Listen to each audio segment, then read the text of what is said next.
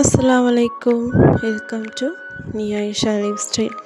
இன்றைக்கி வீட்லேயே ரொம்ப சூப்பராக ரொம்ப ஈஸியாக என்னுடைய ஸ்டைலில் சிக்கன் மந்தி ரொம்ப டேஸ்டியாக ரொம்ப சூப்பராக இருக்கும். எப்படி செய்யுன்னு பார்க்கலாமா? நாங்கள் வீடியோக்குள்ளே போகலாம். ஃபஸ்ட்டு மந்தி செய்கிறதுக்கு இந்த இன்க்ரீடியன்ட்ஸ் எல்லாமே முக்கியம். நான் 3 ஸ்பூன் மல்லி சேர்த்துருக்கேன், 1.5 ஸ்பூன் ஜீரகம், 1.5 ஸ்பூன் மிளகு, 2 அன்னாசிப்பூ, 2 பிரியாணி இலை, 5 ஏலக்காய், 10 கிராம்பு, 2 ட்ரை லெமனு, 2 பட்டை. ட்ரை லெமனை சின்ன சின்னதாக கட் பண்ணி சேர்த்துருக்கேன், ஏன்னா அது வறுபடாது அப்படிங்கிறதுனால. இதை ஒரு கடாயில் சேர்த்துட்டு லைட்டாக வறுத்துக்கணும். கை பொறுக்கிற அளவுக்கு சூடு இருக்கும் இல்லையா, அந்த அளவுக்கு வந்து வறுத்துட்டு ஆற வச்சு ஒரு மிக்ஸி ஜாரில் சேர்த்து நல்லா ஃபைனாக அரைச்சி எடுத்துக்கலாம். இந்த அளவுக்கு நல்லா ஃபைனாக அரைச்சி எடுத்துக்கோங்க. நான் என்னென்ன சேர்த்துருக்கேன் அப்படிங்கிறது சைடில் கொடுத்துருக்கேன், பார்த்துக்கோங்க. இப்போ ஒரு பவுலில் கொஞ்சமாக பட்டர் உருக்கி சேர்த்துருக்கேன். நம்ம அரைச்சி வச்சுருந்த மசாலாவில் ஒரு 5 ஸ்பூன் அளவுக்கு சேர்த்துருக்கேன். 1.5 கிலோ சிக்கனுக்கு இந்த 5 ஸ்பூன் வந்து கரெக்டாக இருக்கும். கொஞ்சமாக உப்பு சேர்த்துட்டு இஞ்சி பூண்டு விழுது, மஞ்சத்தூள், தண்ணி இல்லாட்டி எண்ணெய் சேர்த்து நல்லா மிக்ஸ் பண்ணிக்கலாம்.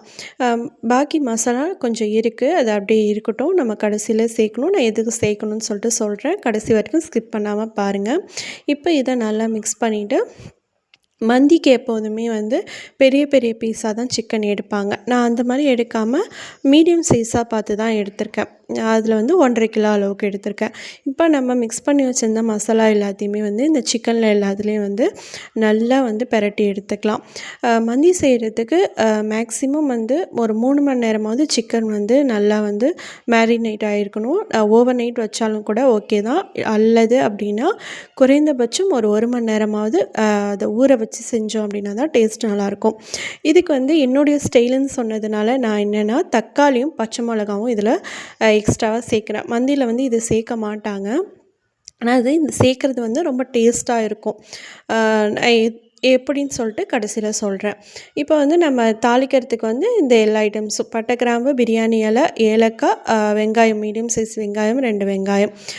பாஸ்மதி ரைஸ் வந்து 1.5 கிலோ எடுத்திருக்கேன். 1.5 கிலோ கோழி எடுக்கிறீங்க அப்படின்னா 1.5 கிலோ ரைஸ் வந்து கரெக்டாக இருக்கும். பாஸ்மதி ரைஸை வந்து எப்போவுமே வந்து நல்லா வந்து களையக்கூடாது. லைட்டாக ஒரு களைஞ்சிட்டு கொஞ்சமாக தண்ணி ஊற்றி நல்லா ஒரு 1/2 hour அளவுக்கு நல்லா ஊற வச்சிடலாம். இப்போ ஒரு கடாயில் கொஞ்சமாக பட்டர் சேர்த்துருக்கேன், குக்கிங் ஆயில் சேர்த்துருக்கேன். அது கூடவே நம்ம ஸ்பைசஸ் எல்லாத்தையும் சேர்த்துட்டு வெங்காயத்தையும் சேர்த்துட்டு, வெங்காயம் வந்து நல்லா வதங்கணும் அப்படிங்கிற அவசியம் இல்லை, லைட்டாக கண்ணாடி பதம் அளவுக்கு வதங்கிக்கலாம். இப்போ நான் தக்காளி பச்சை மிளகாய் எதுக்கு இதில் சேர்க்குறேன் அப்படின்னா, நிறைய பெரியவங்களுக்கு வந்து மந்தி வந்து பிடிக்காது.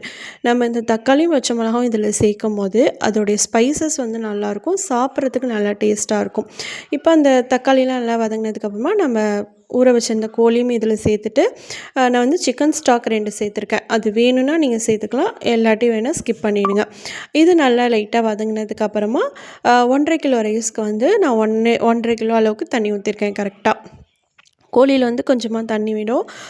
பாஸ்மதி ரைஸுக்கு வந்து நம்ம கரெக்டாக தான் தண்ணி ஊற்றணும். கொஞ்சம் கூட ஊற்றிட்டா கூட அது குழஞ்சிரும். அதனால் வந்து 1.5 கிலோ ரைஸ்க்கு 1.5 கிலோ நான் ஊற்றினேன்னா அது கரெக்டாக இருக்கும்.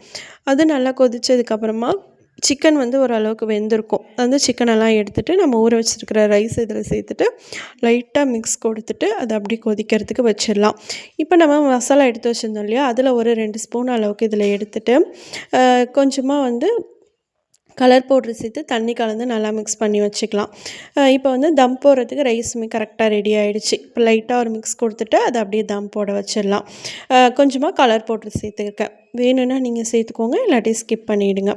இப்போ அந்த மசாலா எல்லாத்தையுமே வந்து சிக்கனில் சேர்த்துட்டு ஒரு பேனில் கொஞ்சமாக பட்டர் இல்லாட்டி நெய் ஊற்றி 2 பக்கமும் எல்லா சிக்கனையுமே ஃப்ரை பண்ணி எடுத்துக்கலாம். நீங்கள் ஓவனில் செய்ய போகிறீங்க, ட்ரில் பண்ண போகிறீங்க அப்படின்னா ஓவனில் கூட நீங்கள் ட்ரில் பண்ணி எடுத்துக்கலாம். இப்போ ரைஸ்லாம் நல்லா முழிச்சு நல்லா மேல் நோக்கி பார்க்குது இல்லையா, இப்போ வந்து ஓரளவுக்கு வெந்துருச்சு. ஒரு 1/4 மணி நேரம் லோ ஃப்ளேம்லேயே வச்சு இந்த சிக்கனெல்லாம் மேலே அடிக்கிட்டு ஒரு பவுலில் கொஞ்சமாக சார்கோல் வச்சுட்டு நெய் ஊற்றி ஒரு லிட்டு மூடி போட்டு மூடி மேலே வந்து ஒரு வெயிட் வச்சுக்கலாம். அப்போ தான் அதில் உள்ள புகைலாம் வந்து வெளியே போகாமல் அதோடைய ஸ்மோக்கிங் ஸ்மெல் வந்து நல்லா அந்த சோத்தில் வந்து எங்கே பார்த்தாலும் இருக்கும். மந்திக்கு மெயின் வந்து இந்த ஸ்மோக்கிங் ஸ்மெல் தான். ஒரு 1/4 மணி நேரம் கழித்து நம்ம ஓப்பன் பண்ணி பார்த்தோம் அப்படின்னா சூப்பரான மந்தி ரொம்ப டேஸ்ட்டாக இருக்கும், ரொம்ப சூப்பராக இருக்கும். அப்போ வந்து சஹர் நேரத்தில் பிள்ளைங்க வந்து இந்த மாதிரி நான்வெஜ் ஐட்டம் தான் கேட்பாங்க. டெய்லி பிரியாணியே செஞ்சு கொடுக்காம இந்த மாதிரி மந்தியும் ஒரு நாள் செஞ்சு கொடுத்து பாருங்கள். என்னுடைய ஸ்டைலில் மந்தி சூப்பராக இருந்துச்சு. பிள்ளைங்க விரும்பி சாப்பிட்டாங்க. எல்லாருக்கும் ரொம்ப பிடிச்சிருந்துச்சு. சூப்பராக கமெண்ட்டும் பண்ணாங்க. நீங்களும் செஞ்சு பார்த்துட்டு எப்படி இருந்துச்சுன்னு கண்டிப்பாக எனக்கு கமெண்ட் பண்ணுங்கள். என்னுடைய சேனலை மறக்காமல் சப்ஸ்கிரைப் பண்ணுங்கள். நிறைய பேர் பார்க்குறீங்க, ஆனால் நிறைய பேர் சப்ஸ்கிரைப் பண்ணாமல் பார்க்குறீங்க. ப்ளீஸ் சப்ஸ்கிரைப் பண்ணிவிட்டு பாருங்கள். இது வரைக்கும் கொடுத்த சப்போர்ட்டை இனிமேலும் கொடுங்க. தேங்க்யூ ஃபார் வாட்சிங்.